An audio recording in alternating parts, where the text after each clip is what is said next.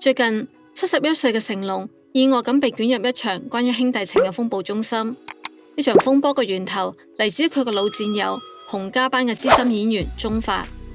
喺一檔訪談節目裏邊，鐘發罕見開炮，怒斥成龍多年嚟對成家班兄弟嘅冷漠無情，冇鋪墊冇轉彎，佢直接撕爛塊面，開口就係一句：你攞出1/1000嘅資產都夠養兄弟一世啦，你何必要咁樣？呢啲錢能夠帶入棺材裏邊去嘅咩？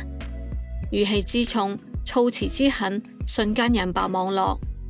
要知道，成龍出道數十年，江湖地位冇人撼動，一直以嚟塑造嘅係重情重義、視兄弟如手足嘅形象。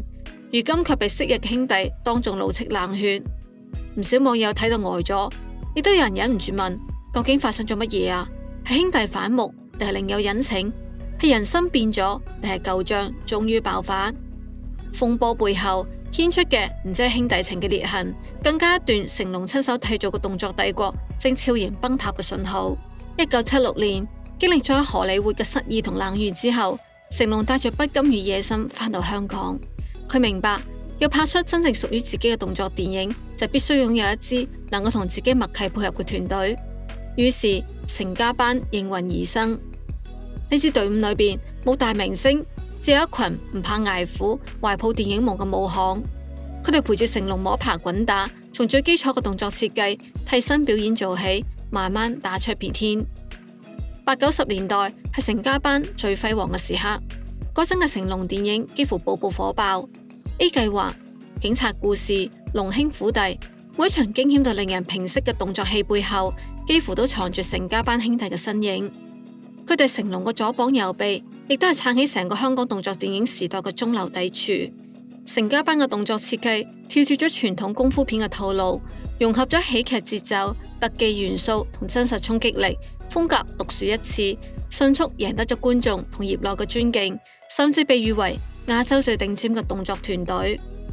可以講，成龍同成家班係彼此成就嘅，冇呢班兄弟就冇電影裏邊嗰啲驚天一跳、一摔到底嘅震撼場面，而冇成龍呢個帶頭衝鋒嘅人，成家班亦都唔可能從無名幕後行上動作電影嘅歷史舞台。可惜兄弟之情最終仲係輸咗俾現實嘅重壓。喺片場，兄弟們用血肉之軀搏命演出，每一次跳躍、翻滾、撞擊都係用命去搏。而呢啲高強度、高風險嘅拍攝背後，卻冇與之匹配嘅薪資同埋保障。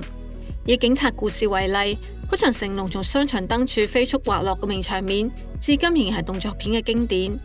而自此之後，成家班成員早已經冇任何安全措施下反覆測試同埋練習，稍有差池就係粉身碎骨。但係佢哋得到嘅報酬，卻遠低於佢哋冒嘅風險。錢嘅問題尚可咬牙忍耐，真正壓冧人心嘅係機會嘅缺失。成龍作為絕對主角，光芒萬丈，而團隊其他成員卻始終只能夠擔任替身、反派、小角色，好少有人能夠真正企喺鏡頭嘅中央，擁有屬於自己嘅高光時刻。比如盧偉光，成家班裏邊少有嘅武藝高手，多年嚟喺電影裏邊貢獻咗無數精彩動作，卻只能夠扮演反派、打醬油嘅角色。佢曾經向成龍提出想飾演正面人物嘅請求，卻換嚟一句笑住嘅拒絕。呢種無聲嘅壓抑，成家班裏邊唔止一個人感受過，每個人都渴望被睇見，但現實一次一次咁話俾佢哋知，你永遠只係配角。呢啲不滿與遺憾，如同一粒粒埋喺心底嘅種子，表面風平浪靜，實則早已生根發芽。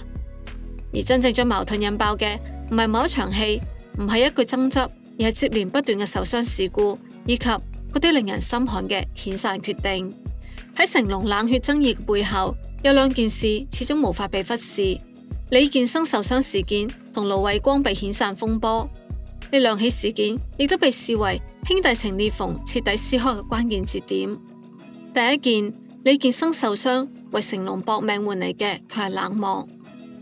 1985年喺拍攝警察故事嘅時候，成家班嘅成員李健生承擔咗個極其危險嘅動作戲，從雙層巴士上層車頭，以跳水式嘅姿勢直接躍下，重重跌咗水泥地面上邊。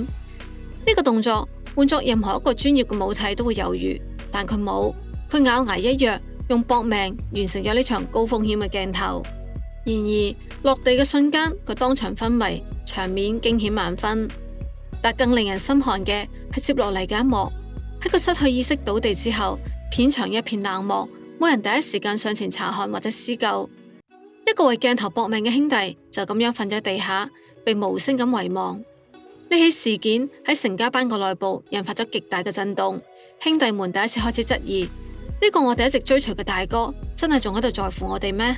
呢一跳唔單止跌出咗李建生嘅傷，仲跌碎咗成家班對大佬情誼嘅某種信念。第二件，盧偉光被遣散，30年兄弟一紙顯令終結。如果話李建生嘅傷係兄弟情開始動搖嘅導火索，咁盧偉光嘅被遣散則係將矛盾推向咗徹底爆發。盧偉光係成家班嘅老資格，從無名武行一路打拼，伴隨成龍將近30年。佢好多電影裏邊貢獻咗精彩嘅動作設計同埋表演，係觀眾熟悉嘅反派面，更係大哥身邊最信賴嘅執行者之一。然而2009年，命運突然轉向。嗰一年，成龍嘅太太林鳳嬌接手成龍影業進行內部重組，就喺毫無預警嘅情況下，盧偉光收到咗遣散通知，一紙辭退，結束30年兄弟情。佢得到嘅賠償金只有區區10萬港幣。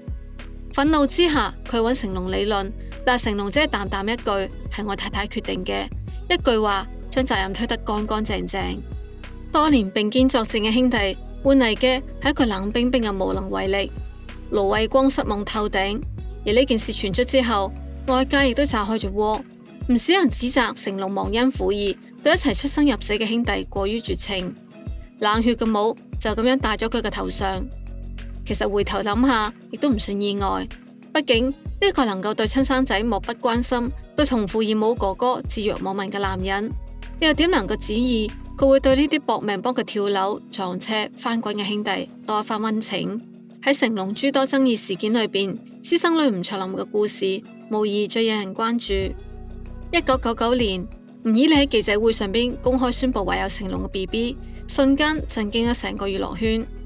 嗰陣嘅成龍早已經係國際巨星，家庭事業如日中天。呢場突如其來嘅私生風波，無異於一記重錘，砸向佢苦心維繫多年嘅公眾形象。面對突如其來嘅輿論風暴，佢並冇選擇道歉或者正面回應，而係用一句我犯咗天下所有男人都會犯嘅錯，輕描淡寫咁試圖揭過一切。自此之後就係徹底嘅沉默同徹底嘅冷漠。吳卓林從出生起就被貼上私生女嘅標籤，佢喺媒體追逐同異樣嘅目光裏邊長大。媽媽吳綺莉雖然愛佢，佢因為感情受挫、情緒失控，經常遷怒於佢，甚至實施家暴。喺學校，佢遭到同齡人嘅排擠同嘲笑；喺家庭，佢缺少最基本嘅安全感。佢嘅成長係喺缺愛、憤怒同自我懷疑裏邊艱難跋涉。原以為長大之後會迎嚟轉機，但命運似乎並未鬆手。成年後嘅佢公開出櫃，遠赴加拿大同女友生活，但現實並唔浪漫。兩個人生活拮據，甚至流落街頭，靠領取救濟糧度日。佢曾經網上發佈視頻，哽咽咁向成龍喊話：你係我爸爸，可以幫下我哋嗎？回應佢始終都冇。呢段血緣上嘅沉默，亦都令外界對成龍為人父嘅角色提出咗嚴厲質疑。佢喺銀幕上邊無數次扮演保護者，但喺現實裏邊，佢對親生個女不聞不問。但呢個並唔係成龍唯一一次被指冷血嘅家庭關係。佢個爸爸早年曾經有過一段婚姻，生咗2個仔，房士德同房士星，亦就係成龍嘅同父異母哥哥。爸爸遠赴海外之後，留低2兄弟獨自生活。媽媽早逝，佢哋自細喺貧苦裏邊掙扎，甚至不得不靠乞討度日。2008年，爸爸房道龍喺香港病逝，兄弟2個人直到從網絡上邊先得知消息，想赴港送爸爸最後一程，但由於身份問題，一時間無法出境，只能夠借助媒體公開身世，希望成龍能夠幫手。然而，成龍嘅回應依然冷淡，佢並未安排2位哥哥出面送別爸爸，只係通過助理傳話表示情勢不便，並派人象徵性咁慰問咗一下。呢一個舉動再次引發咗輿論譁然。直到2013年，成龍返到安徽老家製造，先同2位哥哥有咗短暫嘅會面，唔夠10分鐘，匆匆離去，之後再冇聯繫。據傳兩位哥哥生活困頓，有人不解成龍既然有能力，點解唔施以援手？